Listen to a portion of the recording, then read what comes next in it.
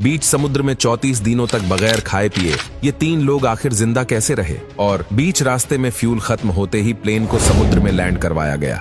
इस प्लेन का raft size में तो छोटा था, लेकिन फिर भी इसमें 3 लोग आराम से बैठ सकते थे। फिर क्या था, तीनों नेवी ऑफिसर इस राफ्ट में सवार होकर इंतजार करने लगे कि कोई तो आएगा हमें बचाने के लिए। कुछ ही घंटों बाद एक एयरक्राफ्ट उन्हें ढूंढते हुए पहुंच गई, पर इस विशाल समुद्र में एक छोटे से राफ्ट में बैठे 3 लोगों को देख पाना बहुत ही मुश्किल था। इसलिए रेस्क्यू टीम उन्हें नहीं देख पाया और वापस लौट गई। विशाल समुद्र, एक छोटा सा राफ्ट और राफ्ट में बैठे 3 लोग। दूर दूर तक कुछ भी दिखाई नहीं दे रहा था सिवाय पानी के। रेस्क्यू टीम के वापस जाने के बाद उन्हें घर जाने की कोई भी उम्मीद नजर नहीं आई। राफ्ट में ना तो खाने का सामान था और ना ही पीने के लिए मीठा पानी।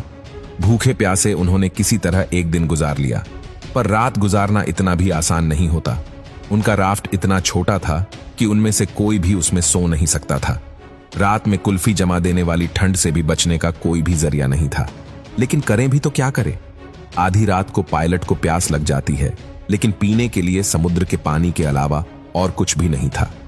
अगली सुबह पायलट सूरज को देखकर यह अनुमान लगाता है कि अगर हम इसी तरह बहते रहे तो कुछ ही हफ्तों में किसी न किसी आइलैंड तक पहुंच जाएंगे।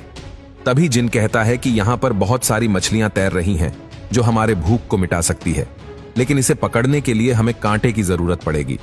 तब टोनी अपना खाली गन निकालता है और बंदूक में लगाई स्प्रिंग का यूज करके वो कांटा बना लेता है।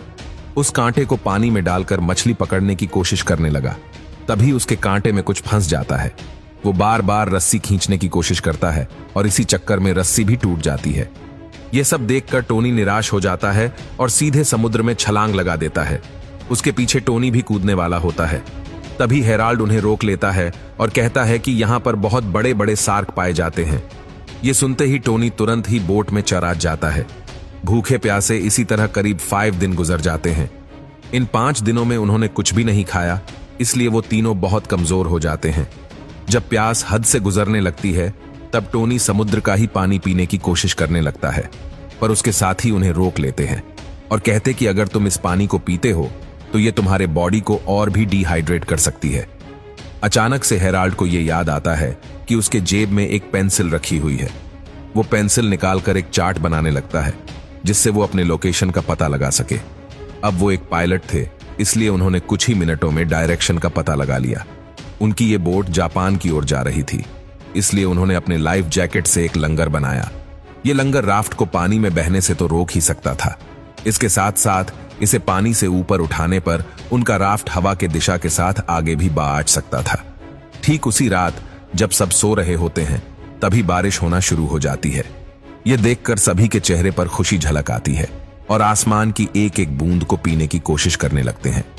अगली सुबह जिम फिर से मछली पकड़ने की कोशिश करता है, पर वह खुले हाथों से एक भी मछली नहीं पकड़ पाता, जिससे जिन परेशान होकर अपनी जेब से एक चाकू निकालता है और निशाना लगाकर एक मछली पर मार देता है। चाकू सीधे शार्क के बच्चे को लगती है। तब जिन किसी तरह से उस मछली को पकड़कर अपने राफ्ट में ले आता है और उसे मारकर खाने लगता है। पिछले 1 हफ्ते के बाद खाने के नाम पर वो कच्ची मछली खा रहे थे। इसके बाद उनके शरीर में थोड़ी बहुत जान आ जाती है। कुछ ही देर बाद उनके राफ्ट के चारों ओर शार्क घूमने लगती है।